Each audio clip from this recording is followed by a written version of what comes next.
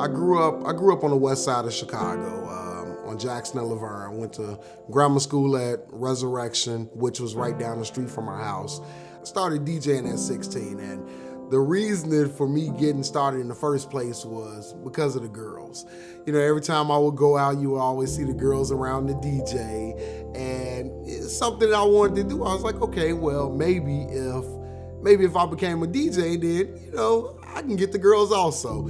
But as time went on, I developed a love for music. So now it's a part of my craft. I really don't pay anyone any attention when I am DJing, except for, you know, paying attention to the dance floor, making sure, you know, everyone is enjoying themselves and taking requests.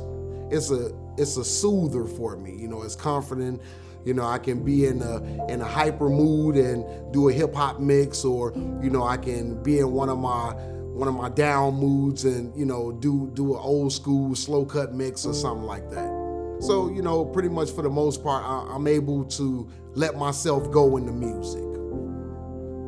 I can remember as a young child, my mom taking me and my brother back and forth to the doctor for our regular checkups and different things like that. But as I got older, I didn't really too much see that. Plus, on top of that, you know, I was the type of person that was always out in the street doing something. And as long as I felt good and, you know, I looked good, I felt nothing was wrong and there was no need for me to go to the doctor. At the age of 18, I was having real bad headaches. And, you know, I was going to the doctor and they told me that I had a small case of hypertension, high blood pressure. And it was giving me medication to take, but I wouldn't take it because I was young, you know, and the way that I was looking at things, I had always heard from like my grandmother and other people, once you start taking medication, your body becomes dependent on it. So if your body is dependent on it, now you're gonna need this in order to survive. So I'm like, okay, well, you know, if I just curb some of the things that I'm doing, then I wouldn't have to take this medication. And at the age of 25, I wind up getting extremely sick. I was always out of breath. I couldn't walk up a full flight of stairs without getting tired, and I just couldn't understand what was going on. But it actually took for me to get referred to going to the hospital for a stress test and doing the test on a treadmill and passing out and waking up with a whole bunch of people around me for them to tell me, hey, you know, we need to do an angiogram to figure out what in the world is going on. And that's when I found out that I had congestive heart failure. Well, I have a defibrillator and a pacemaker, which is basically a portable paramedic that's always inside of me.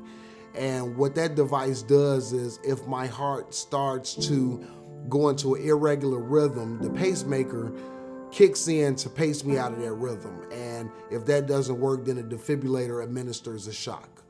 And that's supposed to get my heart back on track. But I also have an LVAD, which is a left ventricular assist device. And what that is, that's attached to my heart. And it takes the pressure off the left side because my heart is so weak. I'm actually in the final stages of heart failure. Well, with me being in the final stages of heart failure, normally a person in my condition wouldn't be able to really be out there. They'll normally be in the hospital waiting on that organ to become available. But with the LVAD that I have, it's a bridge to transplant.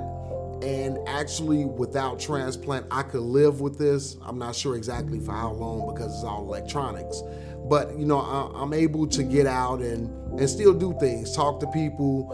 A lot of times I still think that I'm able to do a lot of things, and I start feeling like I don't supposed to do any heavy lifting. A lot of times I forget about that. I'll pick up something and I'll feel the pressure in my chest, be like, oh, I'm supposed to be doing that. It's like a little kid touching the stove and you touch it and it's hot. You're like, oh, I don't supposed to do that. Being listed for a heart transplant means that eventually I will have a second chance at life.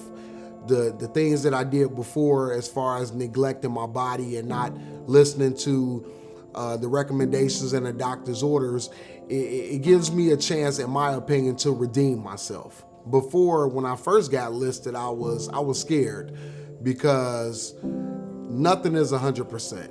It's a possibility I might not make it through the surgery. So I'm excited about it. I can't wait. It'll give me a chance to get out of this device, don't have to walk around with an additional 10 pounds on me anymore. Going through this process with me having congestive heart failure and knowing now that I need an organ, that I am listed for a heart transplant, it has totally changed my views and opinions on everything. So I say to you, if you're at that age, consider becoming an organ donor, because you never know when that time might come and you might need it, or your family member might need it. And just know that gift will help someone else and you will live on in them.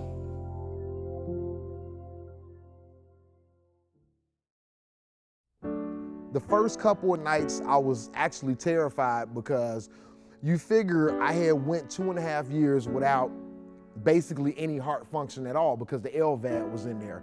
And before then, my heart was so weak, I never really felt a heartbeat or anything. So with this new organ inside of me now, it's pumping, it's kicking, and it's scaring me. I try to go to sleep and I just feel, and I wake up, I'm pressing the nurse's button like, hey, what's going on here? It's just like, it's fine, it's just the organ. Well, I've been transplanted. I got transplanted January 18th, 2014. And I feel good, man. I feel good since I've had it. My energy level has improved. I'm able to move around more.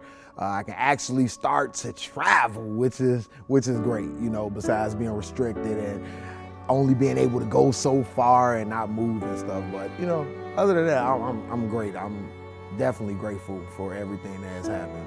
So, it's very important for me to continue to volunteer my time, to tell my story and be active, because, this is not a gift that everyone gets, because as you and everyone else know, you have people that die every day on the waiting list waiting for an organ. And I was one of the ones that was lucky enough to get one. And it hitting you again to know that someone else has to give their life in order to be able, to save someone else's life.